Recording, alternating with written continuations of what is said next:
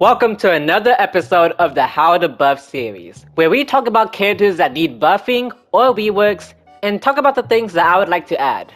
This episode will actually be focusing on Amber, who has been at the bottom of the tier list of Genshin since the launch of the game, and they just have refused to buff her at all. I think I have some fun ideas and reworks for Amber. Before we start this off though, I am not a mathematician on Genshin. I don't know how much my buffs will actually change up the character and make him viable. But these are some things that I thought while playing Amber or looking at her gameplay. I came up with some ideas and thought they'd be pretty cool to add. So yeah, without further ado, let's get right onto the reworks and buffs.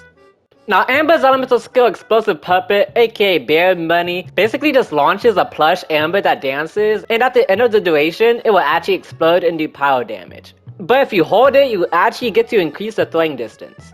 Compared to the other taunts we have in the game, for example, Mona pulses out hydro damage repeatedly and then gives particles at the end. Ganyu's also pulses out cryo damage, but also gives orbs at the beginning of the ability. And on top of that, Ito's taunt has huge damage, gives orbs at the beginning of it, and it will give him super stacks as well. So I wanted to add a little bit of functionality to Amber's. So I could just increase the scaling of this ability, but I thought it over and decided to leave it for the constellations, which I'll talk about in a little bit. But I actually want to do something pretty cool. If you hold the Baron Bunny, you can actually point it in the direction kind of like Oz, and then you'll throw it and it will explode on impact, allowing you to get the damage in orbs immediately if you want to, and if you press it, then you can have a taunt where it draws in enemies. I know what you're probably thinking, why would you ever want to press it then, because taunting is pretty cool in this game, but it's not all that crazy. But I'll actually talk about that at the constellations as well. So that's the first change I want to make it where if you hold it, you can throw it in a direction and explode immediately, getting the damage and particles as fast as you can. Now her burst just does a small circle, and in that area, a whole bunch of arrows will fly down and do damage to opponents. This ability does okay damage, and its AoE is pretty small, so big enemies and small enemies can easily run outside of the AoE while attacking you. Even with her passive, it increases the AoE by 30%, and honestly it's still not even that much. So there's actually two things I want to do to this ability. I want to increase the AoE by another 30%, allowing you to hit a wider range of enemies and make sure that no enemies can easily run out of the barrier. And then on top of that, I want to give this ability a burn effect, basically meaning it will do damage over time, 1 second each tick for 3 seconds. Now it doesn't have to be a crazy amount. I think each tick of the burn effect should do the same amount of damage as a wave of the burst, so if they do run out of the area, they will still be burned for a little bit, allowing you to get a little bit more damage in. And yeah, that's basically pretty much all for the burst.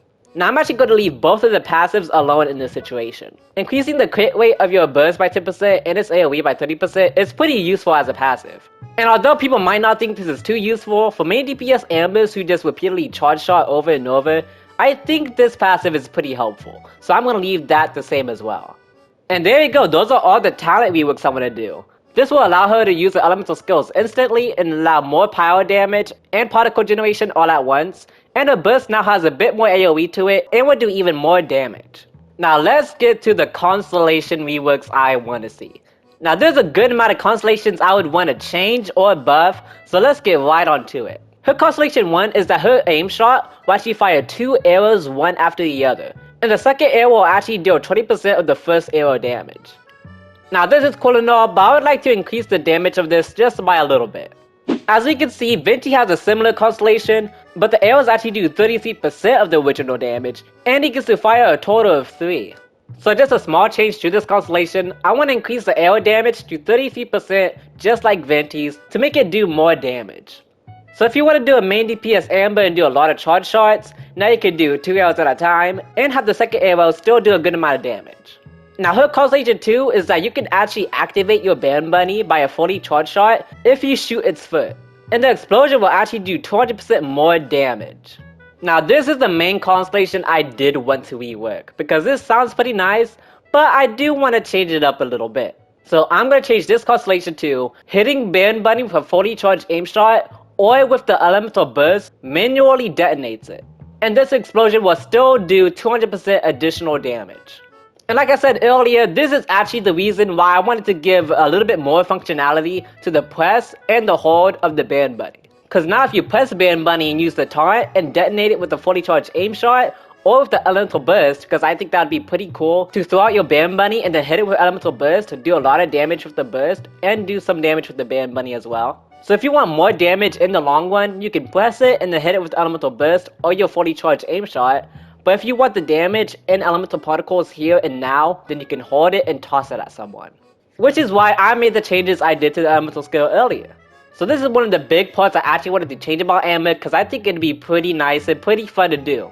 And if you have any other rework ideas for this constellation, let me know down in the comments because I think this idea is already pretty nice. Her Constellation 4 actually decreases the elemental skill cooldown by 20% and gives it 1 additional charge.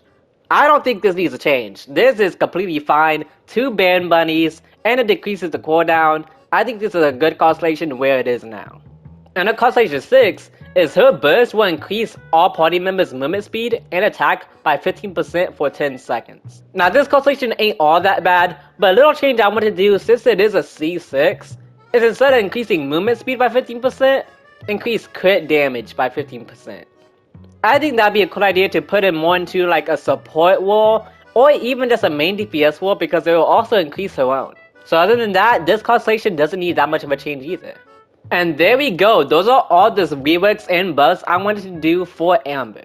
Now these are actually some significant changes and I think it's the most I've changed the characters out of this whole entire series. Now I think these are pretty nice changes to make her fit into a more support wall and even main DPS wall and help her be more useful with certain artifact sets. Like for example, you can now make her more compatible with no bleeds because I made her burst do more damage and then with this artifact set it will do even more damage and give attack to your team. And if you have C6 Amber, that would just go on top of the 15% attack he's already giving with a Constellation. You could also go all in with Emblem of Fate artifact set to see how much damage your Amber's burst can really do. So hopefully with the changes I've made, maybe it'll make Amber more viable and wanted and in-game content. Now the buffs I talked about in this video, will they happen? No. Is it fun to talk about them? Yes, which is why I made this series. So yeah, that's basically all for the how to buff Amber video. I hope you guys enjoyed. Leave any more suggestions of reworks or buffs you might have in the comments below. And I'll see you guys in the next video.